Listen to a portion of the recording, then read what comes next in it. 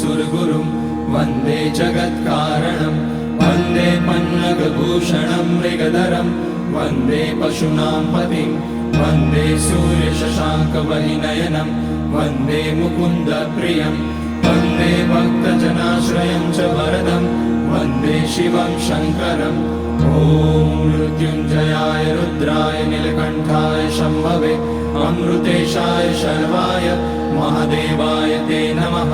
नमस्तेस्तु भगवन् विश्वेश्वराय महादेवाय त्र्यम्बकाय त्रिपुरान्तकाय त्रिकाग्निकालाय कालाग्निरुद्राय नीलकण्ठाय मृत्युञ्जयाय सर्वेश्वराय सदाशिवाय श्रीमान् महादेवाय नमः। ॐ नमः शम्भवाय च मयोभवाय च नमः शङ्कराय च मयस्कराय च नमः शिवाय च शिवतराय